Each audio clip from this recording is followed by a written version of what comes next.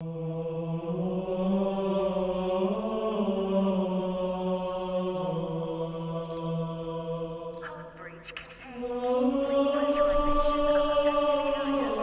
there, Sir from 17 once again. This is my Halo 5 Legendary Lone Wolf walkthrough. This is mission 2, it is Blue Team. So, we're actually playing as Master Chief, the most generically boring and unambitiously developed character of any game I've ever played. Yet, people love the dude!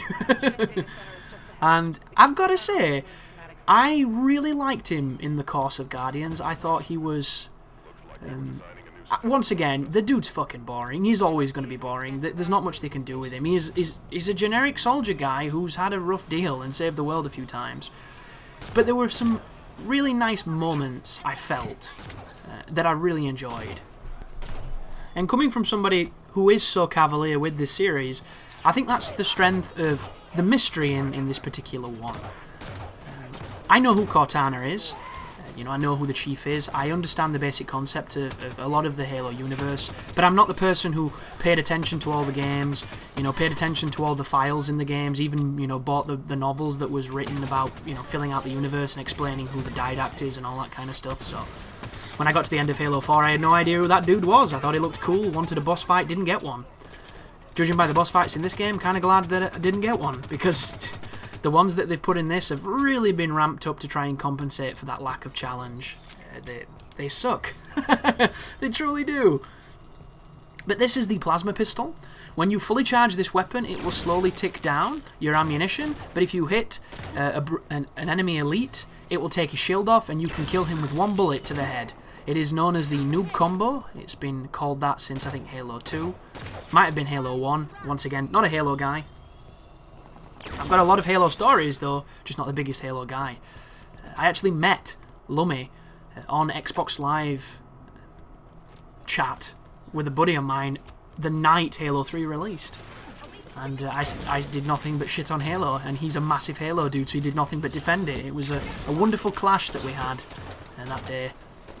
And that was with a buddy of ours called Simon, who is no longer a buddy of ours, because, he was never very reliable. But this is Halo, and we need to talk some Halo. So, the stories can wait until we've got some bigger slogs. The first mission for me felt off-kilter. It felt a little bit too much. I felt like I was playing a Battlefield game, multiplayer, where I was just in the middle of it, getting shot at, and I didn't know why. This level feels so Halo to me. It was like, stepping into familiar shoes. It was really, really good, and I enjoyed it. It also showcases the visuals of this game, because did I mention that it runs at 60 frames per second? That's right, folks. A Halo game at 60 frames per second absolutely changes the game. How anybody could go back to Destiny having played this game, I will never know. And that's the people who made Halo. Like, that's Bungie. Like, 60 is everything to me. And I only appreciate it when I come from a game that isn't 60. As soon as I put this game on, it hurt my eyes. And when something hurts my eyes, it tells me it's awesome. Unless it's like hot coals or needles and shit. And it's beautiful. There is a moment later on where you get picked up by this Protean dude. It's so good. And you see him animating and it's so slick and swift. You just sit there going... I don't know why, but I feel the love of everything that's happening right now. And I'm not a hippie. I'm not even, that sentimental at times, but it's so good. It's so smooth. It's beautiful. And this is an ambitious game. It's got some really big environments, and the frame rate does dip every so often, but it is literally nothing to complain about. And, the Xbox One is notorious for not supporting the frame rate as well as the PlayStation 4 does, but on this game, it's barely noticeable, I felt. Very similar to Transformers Devastation, where there are lots of frame drops on the Xbox One, apparently, according to Digital Foundry, and I watched that video and I saw the evidence, and then I went and played it, and the frame drops are obviously there, but they're subtle enough not to be noticed, because it's still hitting like 50 to 55 frames, which is still considerably better than 25. And you'll still have issues that you can have when frames are being dropped, and it's never a desirable position to be in, but it's so good, dude. And here is the big firefight of this level. Well, the first one, anyway. I've got a shotgun at this moment. I'm one of those heretical people, which, I don't like it. I've never liked the shotgun in Halo. I appreciate it's great, and I understand in the multiplayer it's annoying as fuck because you can just totally destroy people. But in the campaign, it's always been a shotgun that doesn't have enough distance and didn't pack enough punch for me personally, so I'm not a big proponent of using the shotgun, so a little hindered at this point. Want better weapons, and we're getting assailed here by a bunch of elites, some jackals, and some grubs. And the enemies, if you've fought them before, you know what you're doing. You know if they're weak to bullets or if they're weak to the laser stuff. You know how to get the shields off of the jackals by shooting their hand and it opens up their face. And you know, of course, that you can shoot the grunts in the head. The grunts will suicide again, although it's nowhere near as prevalent, I found. I did not die from grenades almost at all in this entire campaign. The grenades now, nowhere near as bad. As you can see, just covering, popping out, getting a few shots off, getting tagged, getting back in there, reloading, pushing forward, looking for alternative paths. So many ways to do these missions as well. It's really refreshing. And for the most, my aim was good. I was comfortable with my aim, but I do think that the high sensitivity, because I always play on max, so my sensitivity is 10. High sensitivity and auto aim can sometimes be like an arm wrestle with the game. There are moments where you'll try to get your aim where you want it to go, and the game fights you, which is not a problem because without auto aim, it would be considerably more difficult on analogs. And anybody who's like, oh, I don't know why you have auto aim on, you should turn it off. Like, you've obviously never played without auto aim, or you're using a mouse and keyboard, because auto aim is a lifesaver. It is really good. For every instance where it will annoy you and make you get a torso shot instead of a headshot, it's going to save your ass 1,000 times. And I don't think people realise just how much work it does, because I don't think people notice. And that is coming from somebody who used to play Call of Duty 4 with no auto aim. I turned it off for the longest time because my thought was, if I turn it off, I'll never have those moments where my aimer gets dragged, and every single time I get a kill, it will be 100% my gun skill. And it made me a much better player for a while, and then I got Red Ring of Death and I couldn't play COD 4, and you know, that's all ancient history. But it's a challenge, that, guys. If you love a game and you want something new to do on it and it's a first-person shooter, turn off aim assist. See how you do then. Beat it on its hardest difficulty without aim assist. By the end of that, you will be so sharp, you'll probably be destroying in multiplayer when it comes to gun skill. Of course, there's so much luck and bullshit in multiplayer that there's nothing you can do at times. But gun skill-wise, you should be winning a hell of a lot more gunfights. It works. And if you're a COD player and you're wanting to do the same, just jump into combat training against the bots. Put the bots on the second lowest difficulty, because you don't need them to be ridiculous aim bots like they get on that. The second difficulty is fast enough reflexes and good enough gun skill to kill you, to test you, and just you know, play a couple rounds, do that every so often, a couple of hours, you'll be good in no time. But there's also going to be moments where my aim is horrible. So enjoy those, because I'm not perfect, folks. I'm a trier. I do try, and I absolutely resent those people who look down on people trying to do things. Like, the whole notion of this tryhard culture, I think, is hilarious, and I didn't really know I don't know where it came from. I really don't. I noticed a shift around COD 4. Topical, you know, might as well continue talking on this one. Because all of a sudden it went from, he's good, that's a good player, that guy just beat me with better gun skill, and he's beat me twice in a row, that's a good player, I'm going to hopefully, you know, go one-on-one with that dude and win a few to earn his respect. And it's, now, you move along like 10 years or however long it's been, 2007 wasn't it? Instead of that mentality of people saying that, being like, wow, if I partied up with that dude, we would destroy these lobbies because we're both consistently getting the most kills and we're both, you know, running trains on everybody else. To now, that is a sweat-fested, headbanded, try-hard, basement-dwelling Dorito Mountain Dew monster guy who's a virgin and doesn't do anything but play the game. Like, he's drop-shotting, he's got a scuff controller, he's got his headset cranked. Like, when did this change? And I do apologise for the Halo people who want me to talk Halo, but I don't play Halo competitively at all. Never have, never will. This gun's weird, by the way. Don't understand this gun at all. It locks on and fires a homing rocket, but the rocket's so slow it can miss. Also, it doesn't do a lot of damage, so it seems like a crowd control-y / straggler killer? I don't know. It's a shit weapon. There might be some trick to making it great, but I think it's a piece of dog shit. And I'm going to kill myself more with it than anything else.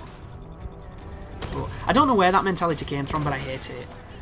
All these people who say this try-hard stuff or mock you for trying are the kind of quitters that never try. The people who never participate because of the fear of failure. And those people will never cure a disease, they will never see another planet. Hell, they will never help the species evolve, they will never help anything, you know? Fuck them. Fuck them all. Don't let them, you know, quell your creativity and your advances and your initiative just because they're too afraid to do it themselves, or unskilled because you're taking a risk. You're willing to fail rather than never even taking part. I hate that poisonous mentality, I really do, guys. And if there's one thing I convey on these videos, if I can, like, you might not like me, I might have said something that's offended you, but you are just as capable at this game, or any game that I cover, as I am. You just have to put in the practice, put in the time, and want to get better. That's what it stems from. You've got to want to get better. If you're the type of person who dies a few times, you're like, fuck this, I don't want to do it, you'll never do it. And you'll never do this game, because this game has some really tough moments. There were moments when I was like, I don't want to do this. I want to do something else. And, you know, you sit there in your own stink, wishing you could get a bath. But you've said you're not stopping till you're done. And sometimes, you know, you grit your teeth, you get through it, and it feels great.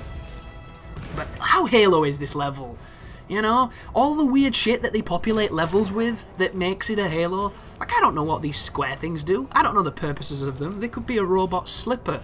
I don't know. I don't know this universe, but it's there, and I stood on it, and I climbed on it, and I should probably talk about that. There's these new, I say new, it might be old. I don't remember it in the last game. There's more emphasis on platforming in this. You have this grab move where when you hold A after a jump, you'll mantle, but because it's got that Halo jump, which is a way of insulting it without actually insulting it, because I hate the Halo jump. It's floaty, you go too high, it's really silly. You're a giant leaden metal frogman soldier, yet you jump like Tony Hawk with moon physics on. And I appreciate in the older games, I think, was it Halo 2, where if you jumped, it changed your hitbox on your head. So there was a legitimate strategy to it so that people couldn't get headshots as easy on you, and there was a lot of skill involved. But, you know, just from I need to get somewhere quickly and I'm being shot, this is legendary, I'm going to die. The amount of times you're going to die because you just can't cover the distance enough is really frustrating, and I didn't notice it at all for the most of the game. So there is that guarantee. You're not going to get super frustrated, but on the boss fight that I mentioned where I was stuck for 2 hours, that's where I noticed it. Because when you need to really quickly jump up, and you do that weird thing on Halo where you hit the wall and bounce off it because the physics is all kind of Haloian, I don't know, Bungian, whatever, it's disheartening. It's really disheartening. This is the DMR, by the way. And it's a really good gun. I don't know, I feel like it was better in the other games. It might just be because of the balance changes.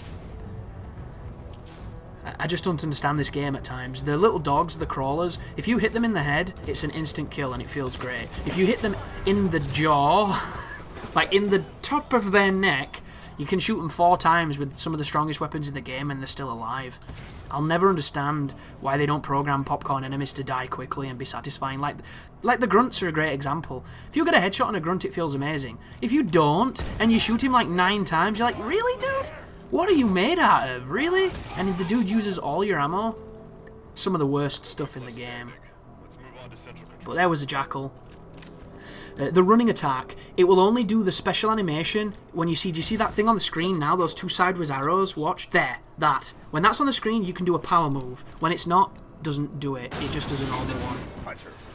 Another thing you need to know too, guys, there is a jumping move which is very similar to the old hammer melee attack from Halo 3.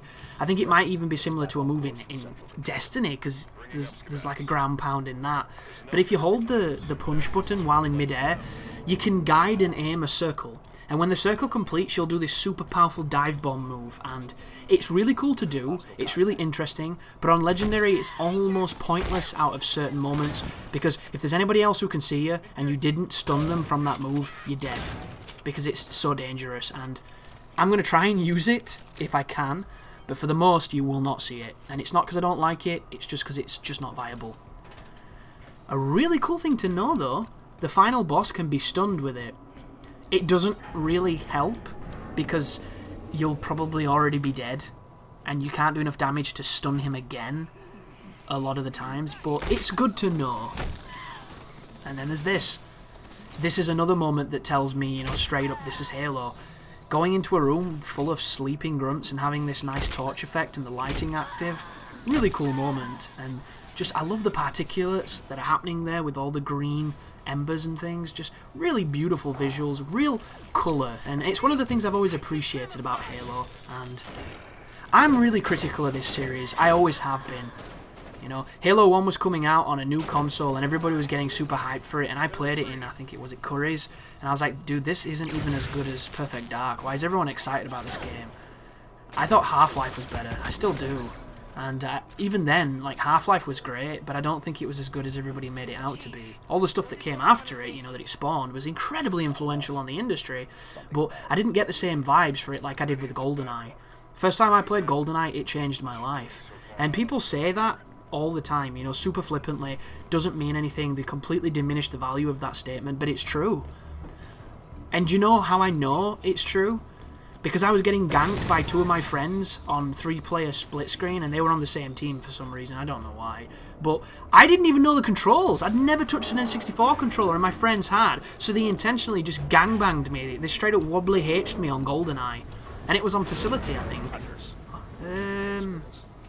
No, it wasn't Facility, it was Complex. I think it's called Complex. The one where you can go in those invisible walls, and if the person you're fighting doesn't know where they are, they're screwed. But I just got destroyed. I couldn't even control. There was two things. I was turning, and it was almost like games were 3D at that point, and I'd never grasped the concept of I can turn in a 3-dimensional space, and it blew my mind. It absolutely blew my mind. So I asked for an N64 for my birthday in the coming July, not even expecting to get it because it was really expensive, like really expensive, and I kind of felt guilty wanting it. And my parents, you know, they weren't crazy rich, they earned enough to get by, and I never imagined getting it, so I couldn't even express in words the love I felt, like the gratitude, and just... I cried when I got my N64 for that birthday, and I think I was like 11, you know, I was quite old at that point, but I found it really emotional and really moving at that moment, and GoldenEye was that game, and I actually lost my copy of GoldenEye. I've got the box behind me. Somebody stole it, I think, dirty bastards. But I'll never forget that game. It was the only game I had for the N64 for a very long time, until, I think, Christmas, so, you know, a good fair few months. But it wasn't a problem because there was so much to do, and it had a massive, profound effect on me, and then Perfect Dark was this logical extension of it, which is why I hold Perfect Dark to very high esteem, even though the game today's standards hasn't aged very well. But at the time, it's all I knew, and I just thought it was amazing, so Halo was never that impressive to me. The thing that was impressive was the music and the visuals. I thought the game looked great, I thought it moved good, and everything else just uninspired and uninteresting. Be careful in here, there are a couple of elites with stealth suits, cloaking devices, and swords. They are not the problem I remember them being in old Halo games though, so do not fear them too much, unless they're really close and you do not have an option. You can dodge out of their way by pressing backwards and B. However, the timing on it is real finicky. There doesn't seem to be any iframes in your dodge, but you can dodge things you wouldn't think you'd be able to. And this is, almost everything can be dodged. It's really cool, but for the most, you'll just get fucked. It's pretty interesting stuff. What I wanted to try was the Hunters. Hunter charges at me, I dodge just as he attacks, and then I attack him and do some good damage, but just with the way that the enemies have, you know, really big sweeping melees that cover a lot of distance, it'll be a nightmare timing it, so you're not going to see too much of it. The gun I'm using right now is the reworked SMG.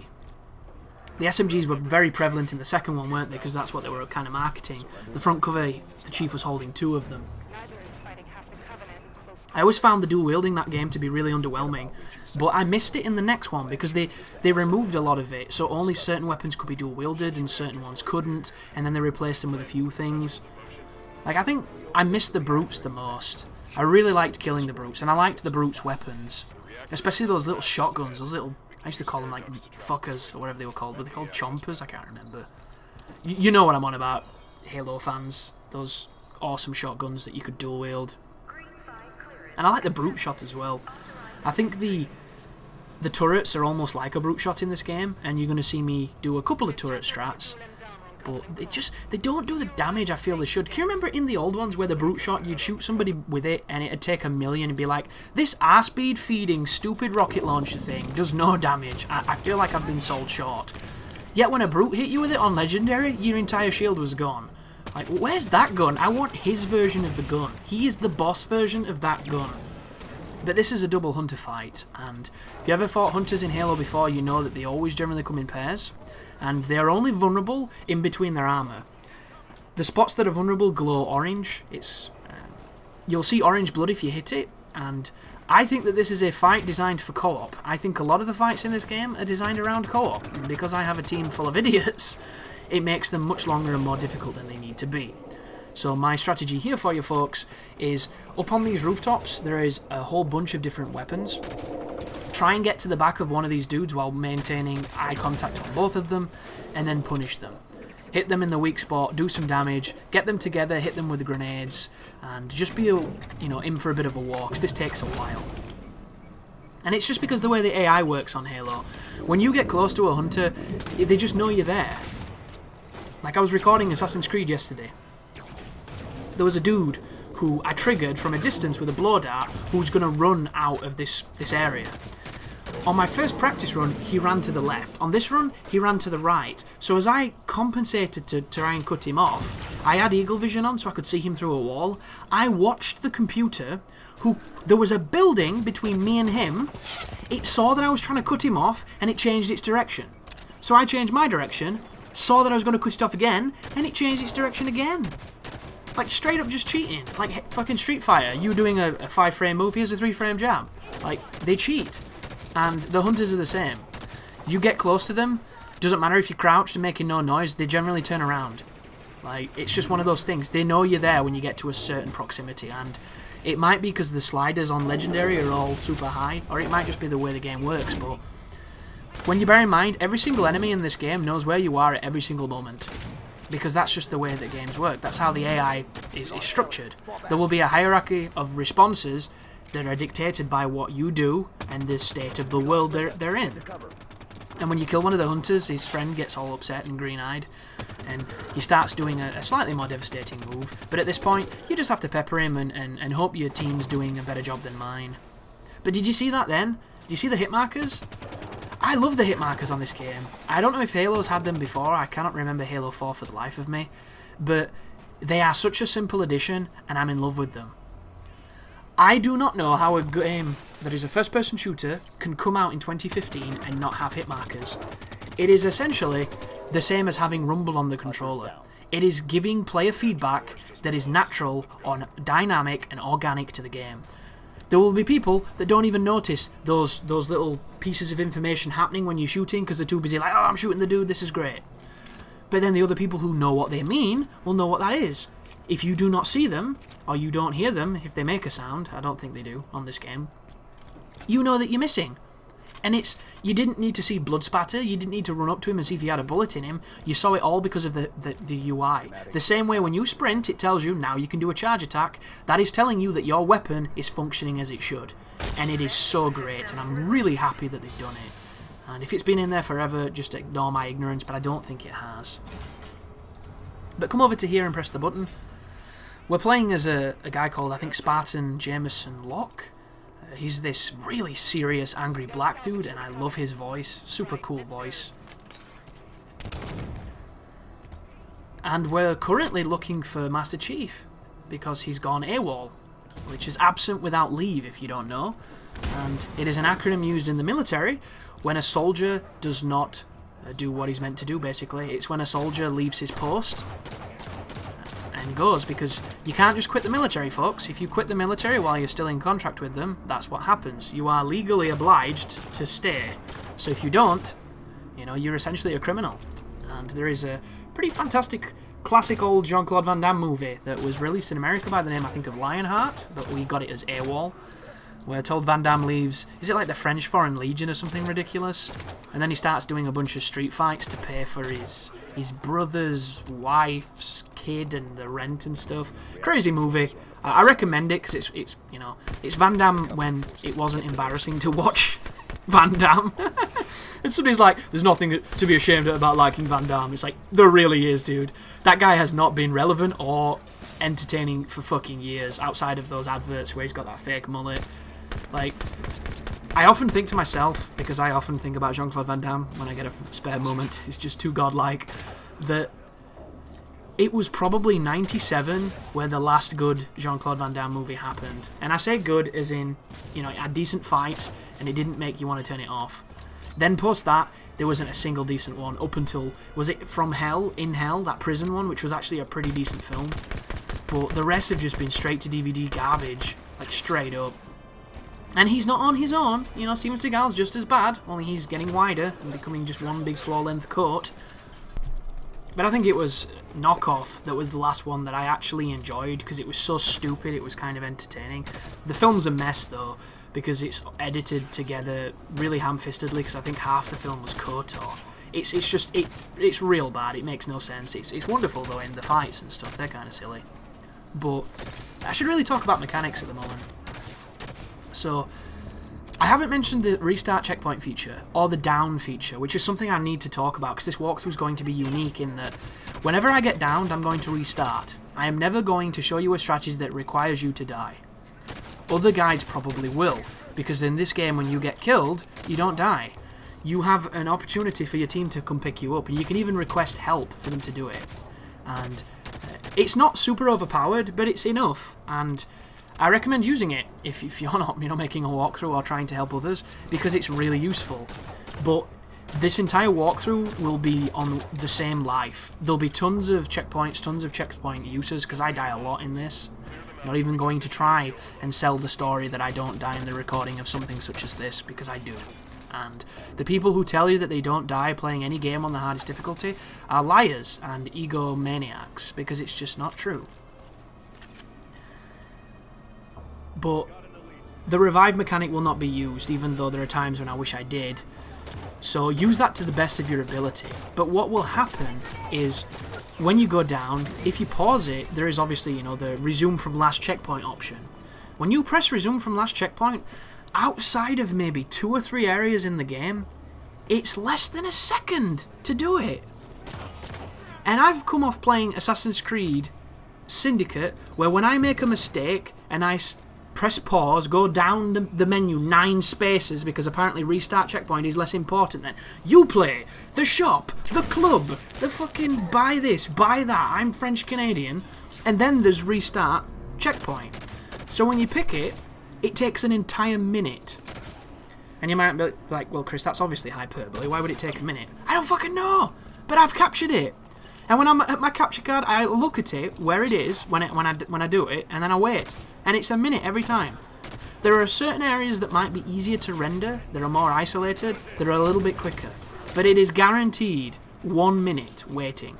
So when I pressed restart checkpoint on this, and I turned, you know, to do whatever I do when I'm waiting for a game to load, sometimes it's sit-ups, other times, you know, I just do silly voices, I don't know, whatever you do when you're not playing.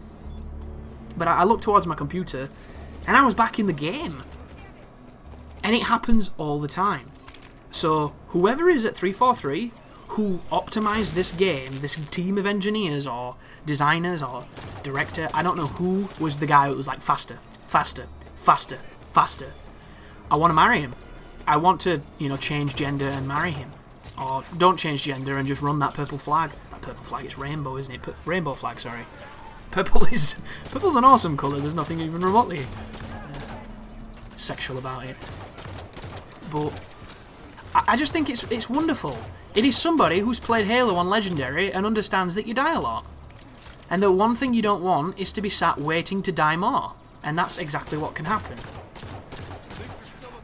But taking off shields with the pistol, not the best strategy in the world. That being said, there are a lot of enemies in some weird positions here, and I don't have a plasma pistol, nor see an easy plasma pistol to get. So you're going to see a slightly slower strategy here. What am I talking about? I've got a plasma pistol. What are you doing, Chris? Plasma these bitches. Maybe I didn't think it was viable at this range.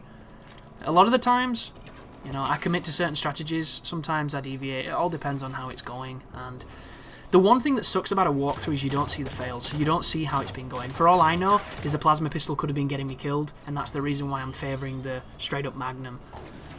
But we'll see. I think it's the safety at the distance.